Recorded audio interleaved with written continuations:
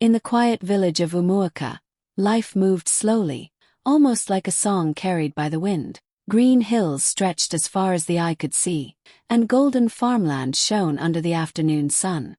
In the middle of this peaceful land stood a farmhouse that everyone in the village knew, but few truly cared about. To most people it was just the old farmhouse, a place that looked worn with time. But to Amobi it was everything. That farmhouse had once belonged to his grandfather, a strong man who built it with his own hands, brick by brick, sweat dripping down his face, and love guiding every move. It wasn't just walls and a roof, it was a home filled with stories, laughter, and the memory of family meals shared under its wide veranda. Amobi never forgot those moments, even when life carried him away to the busy city. Years later, when the farmhouse seemed forgotten by everyone else, Amobi quietly found a way to bring it back into his life. Through legal inheritance, he became the rightful owner, though he told no one. It was his secret, his way of honoring the man who taught him the value of hard work and dignity. To the world it was still just an old, fading house. But to Amobi, it was a hidden gem waiting to shine again. Deep inside, he knew the farmhouse wasn't just part of the land, it was part of him, and one day, its story would change everything. Amobi's cousins, Chinedu, Obiora, and Adiz, were known for their sharp tongues and restless hearts. They were always looking for shortcuts in life, always chasing money without caring where it came from. To them, the old farmhouse in Umuoka was not a memory, not a legacy, and certainly not something to protect. It was simply an opportunity. One evening, as they sat together, Chinedu leaned forward with a sly smile. Why let that place sit empty when people from the city would pay good money for a weekend getaway? Obiora's eyes lit up at the idea. Exactly. We can rent it out. Nobody will question us. It's just an old house, and Amobi, well, he's too soft to ever fight us for it. Adiz laughed, flicking her braids over her shoulder. He won't even notice. To him, everything is too big a problem. We'll keep the money, and no one will know.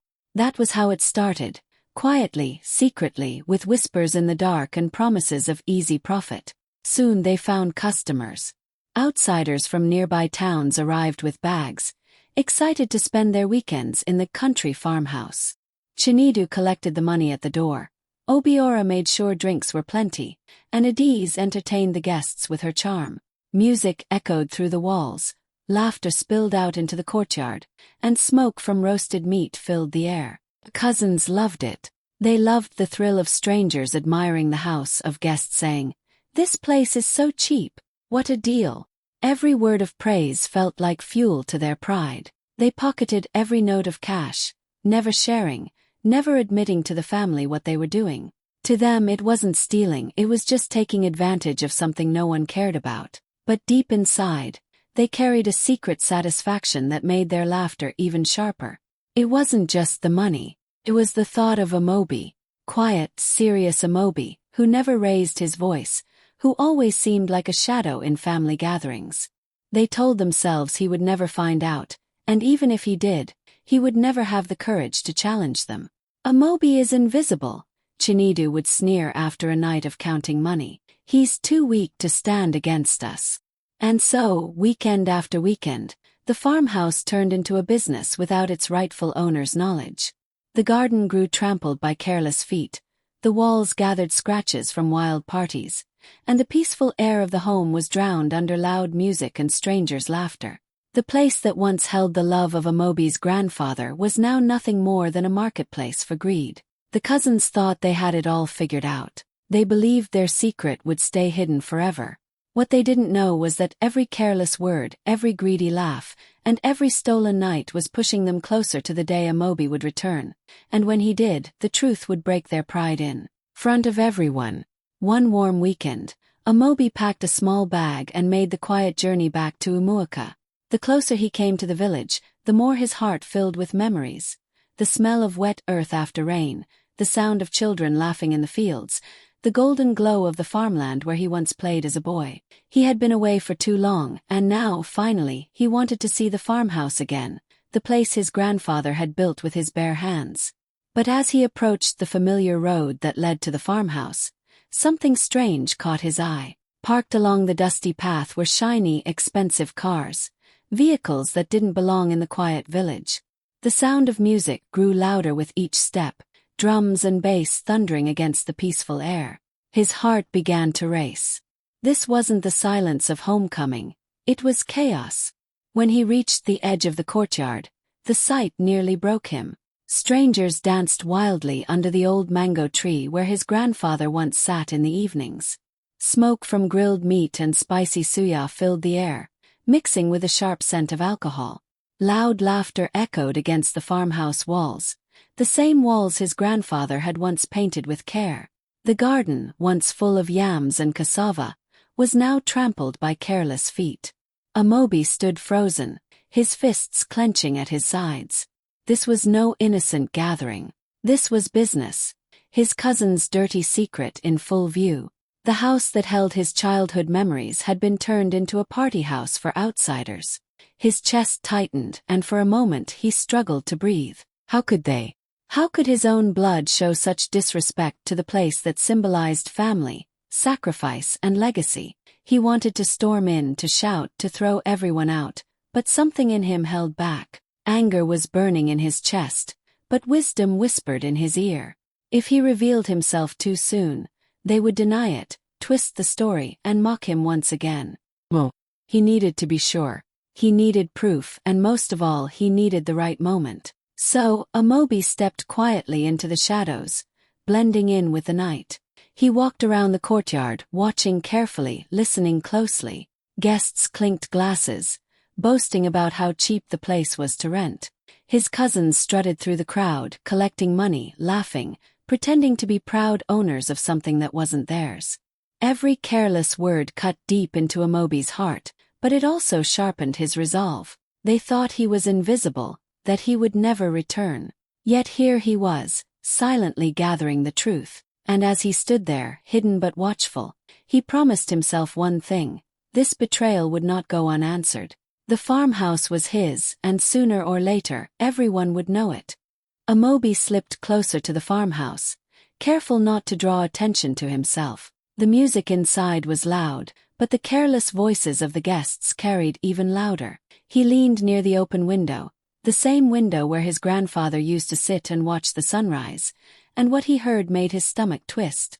"Your cousins rent this place so cheap," one man said between gulps of beer. "Best deal in all of Umuoka." The others roared with laughter, raising their glasses. Another voice added, "They don't even treat it like their own. Who cares if we make a mess? They'll still rent it again next weekend." Amobi's chest tightened. The words cut deep, sharper than any knife. So it was true. His cousins had been using the farmhouse like a market stall, selling its peace and history for a few dirty notes. Months, maybe longer, they had been doing this behind everyone's back. He clenched his jaw as his eyes scanned the room. The walls, once carefully polished by his grandfather's hands, were scratched and stained from careless parties. The wooden chairs, handmade and carved with pride, were broken and tossed in a corner. The garden, which used to bloom with cassava, yam and fruit trees, was now nothing more than trampled soil filled with discarded bottles and plastic bags. The home that once held love had become a playground for strangers who didn't care. Each detail felt like a wound.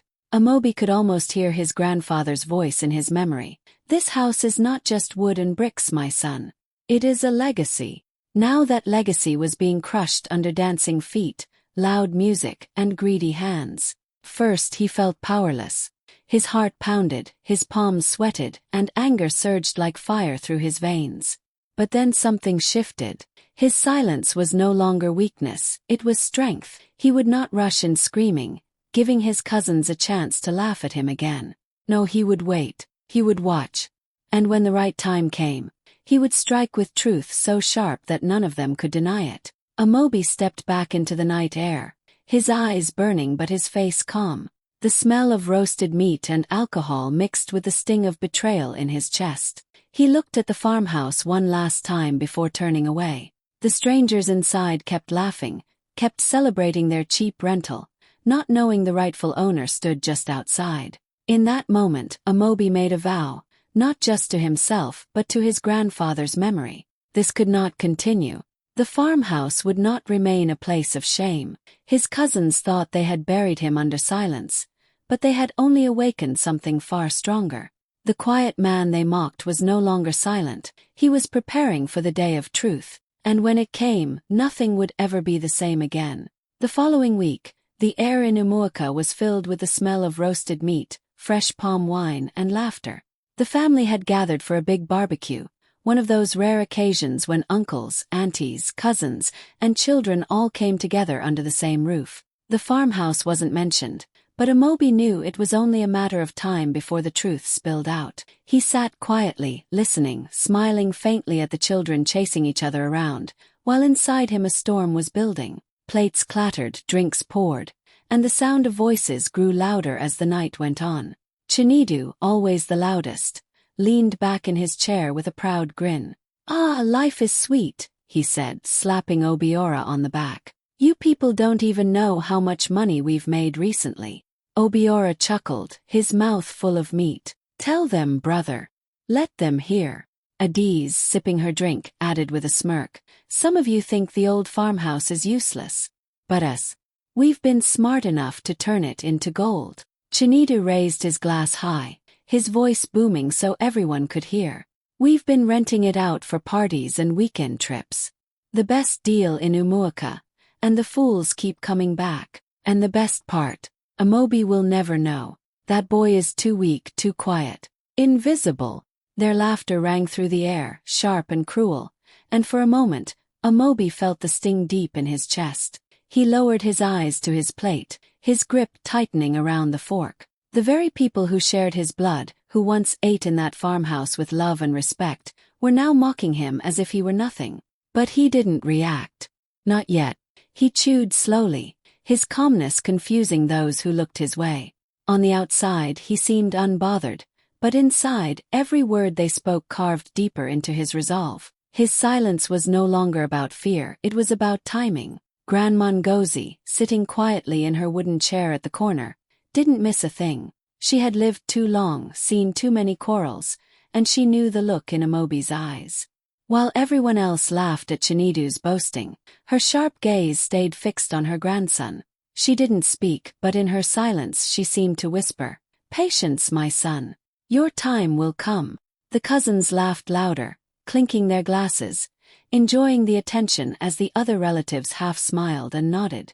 Some laughed with them, others looked uncomfortable, but no one spoke against them. Only Amobi sat still, his expression calm but unreadable. He let the laughter pass like a wave. He let the insults settle in the air. He let them believe they had won. But in his heart, he knew something they didn't. The day of truth was approaching, and when it came, their laughter would turn to silence. And that silence would be louder than any words he could ever say.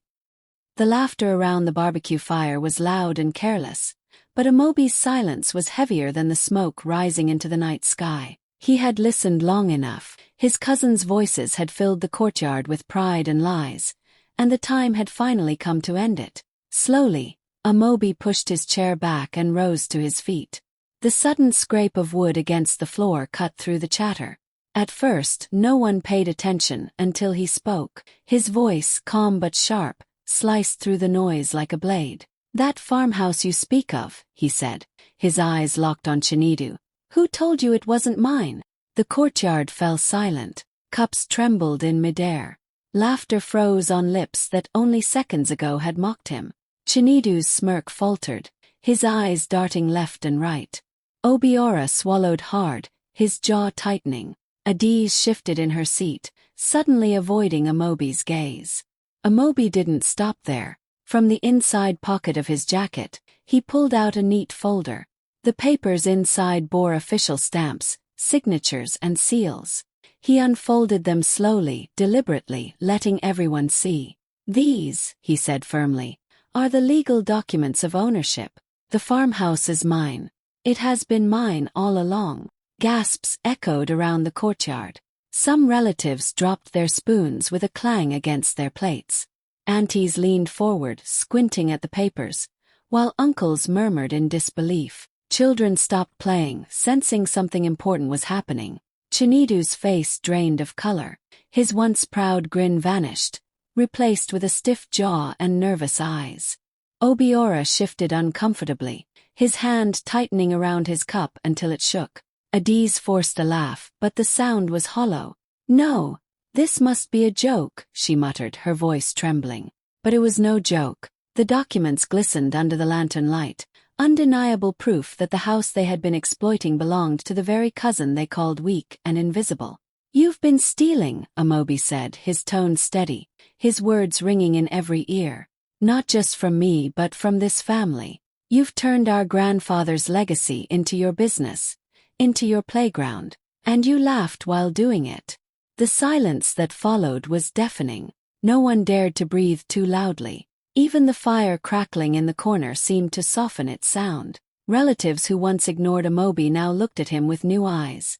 Eyes of respect, of shock, of shame for ever doubting him. Chinedu tried to force a smile. "Amobi, come on, brother. We were only trying to." "Enough," Amobi cut in, his voice low but firm. "You thought I was too quiet to fight back. But today your lies end here." The cousins' faces turned pale, their pride shattered before the very people they wanted to impress. And in that moment, Amobi was no longer invisible. He was the center of the courtyard, the rightful heir, the man who carried his grandfather's honor on his shoulders. For a moment, the courtyard was frozen in silence, but it didn't last long. Chinedu, always the boldest, suddenly burst into a forced laugh. He pointed at Amobi with shaking fingers, trying to cover his fear with mockery. "You, the landlord. Impossible. Stop playing games, Amobi. You don't have the courage for something like this." His laughter was shaky, but he kept forcing it, hoping others would join in. Obiora wasn't laughing. His face turned red with anger as he slammed his palm hard on the table, making plates rattle. "We've invested in this place. Do you know how much time and money we put into it? It's ours now. You can't just show up with papers and take it away. Give it to us." His voice rose higher and higher, filled with desperation and pride. Adiz leaned forward, her eyes sharp with fury. "Amobi, don't embarrass the family like this," she hissed. "Do you think parading papers in front of everyone makes you better than us? You'll ruin everything. You'll make us look like fools in front of the whole family." The air grew heavy with tension. Voices clashed, overlapping like thunder. Some relatives tried to calm them down, while others simply watched with wide eyes, shocked by the sudden eruption. Cups tipped, spoons fell, and the joyful energy of the barbecue was gone. In its place was a storm of anger, greed, and fear. But through it all, Amobi stood steady. He didn't shout. He didn't slam the table. He didn't even flinch. His calmness was more powerful than their rage. His quiet eyes, filled with both pain and resolve, spoke louder than any of their words. When Chinedu leaned closer, spitting words in his face, Amobi didn't move. When Obiora shouted about rights and investments, Amobi simply held up the documents again, letting the truth shine brighter than their lies. When Adiz tried to shame him with guilt, he stood tall, unbothered, his silence cutting deeper than her accusations. Some of the relatives began to murmur among themselves. "So it's true. Amobi owns it. But they've been lying all this time." The cousins, hearing those whispers, grew more frantic, their anger now mixed with fear. They could feel the ground slipping beneath their feet, but they kept fighting, refusing to admit defeat. Chinedu's voice cracked as he shouted, "This isn't fair. We deserve it more than you." Finally, Amobi spoke, his voice calm and firm. "Fair? Was it fair when you stole from your own blood? When you turned our grandfather's home into a party ground? You speak of fairness, but all I see is greed." The words hit them harder than any shout could have. The cousins were shaking, trapped between their anger and their shame. And Amobi, quiet, patient Amobi, stood unshaken like a rock in the middle of their storm. His dignity was stronger than their rage, and everyone watching could see it. The courtyard had turned into a battlefield of voices. Chinedu shouted until his throat grew hoarse. Obiora banged his fists on the table as if the noise could change the truth, and Adiz hissed words sharp enough to cut. Relatives shifted in their seats, some whispering nervously, others staring in shock. The barbecue fire crackled but no one noticed.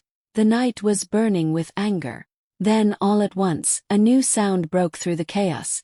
The sharp thump of a cane striking the ground. Once, twice, 3 times. Every head turned. Grandma Ngozi was on her feet. Her frail body leaned on her cane, but her eyes were fierce, and her voice carried the weight of generations. "Silence!" she thundered, her tone so commanding that even the crickets in the night seemed to hush. The cousins froze. Their lips pressed shut, their anger swallowed by the force of her presence. Even Chinedu, who never feared anyone, lowered his eyes. Grandma's gaze swept across the courtyard, pausing on each of them. "You children," she began, her voice trembling with both pain and power, "mock the very blood that keeps you alive. This boy you laugh at, this quiet Amobi, has carried this family more than you will ever know." The words struck deep. Amobi stood still, his head slightly bowed, but his heart pounded. Hearing her defend him felt like the voice of truth rising after years of silence. Grandma lifted her cane and pointed it toward the farmhouse, barely visible in the distance. "That house was built by my husband with his hands, with sweat, with sacrifice. Every wall, every stone, holds the spirit of our family. And what did you do? You sold it to strangers for a few dirty coins. You turned our heritage into a drinking place.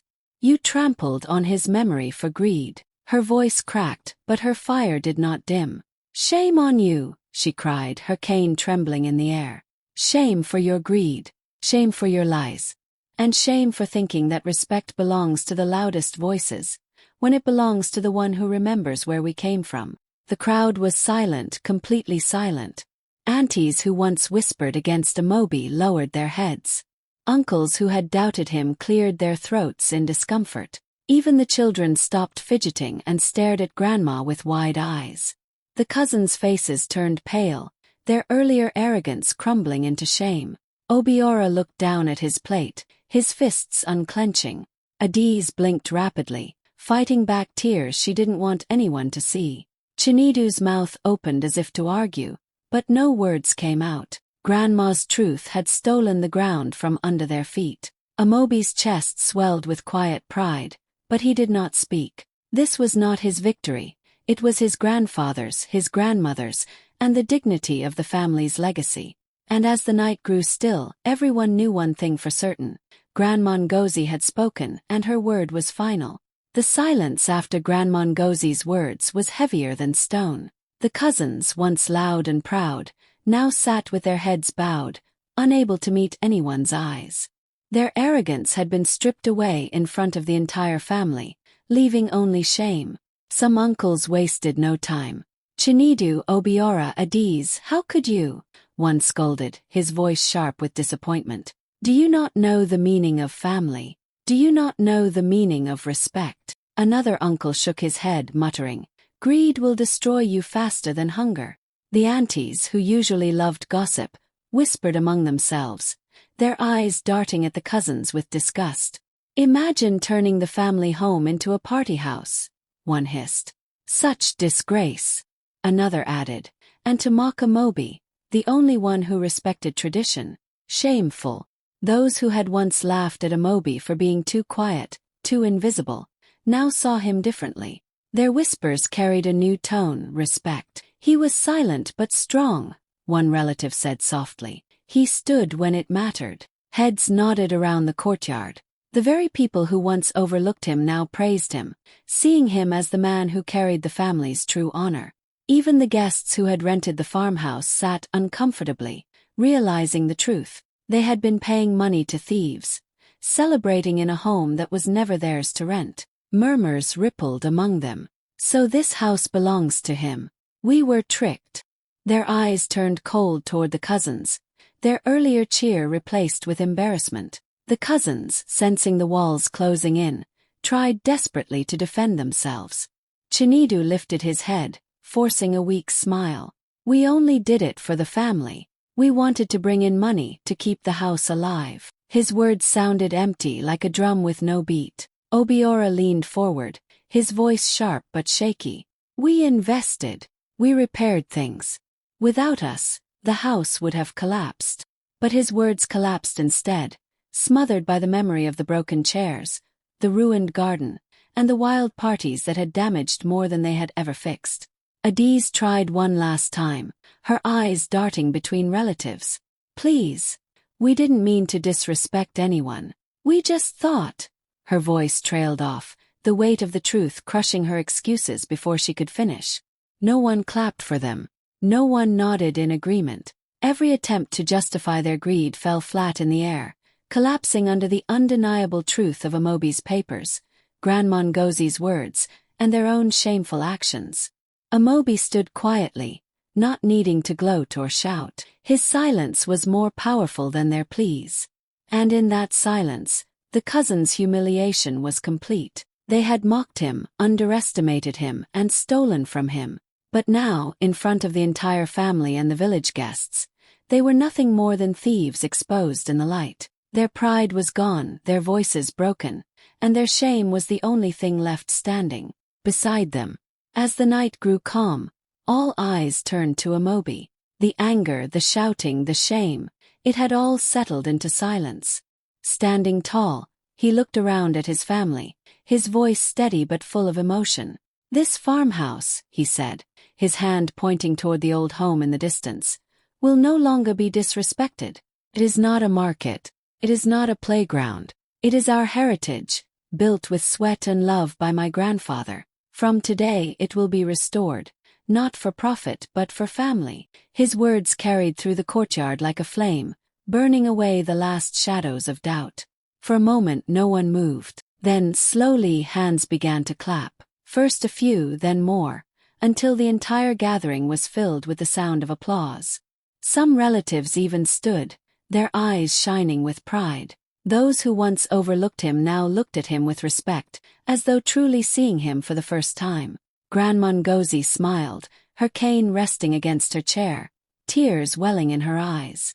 The quiet boy she had always believed in had finally risen, not with fists or anger, but with dignity. From that night onward, Amobi was no longer the cousin people ignored. He was the man who had defended his family's honor, the man who stood firm against betrayal and greed. His story spread across Umuoka, carried from one household to another. "They tried to steal his home," people whispered with admiration, "but he rose as the true landlord." And in the heart of the village, the farmhouse stood once again, not as a place of shame, but as a proud symbol of love, legacy, and the strength of a quiet man who refused to be invisible.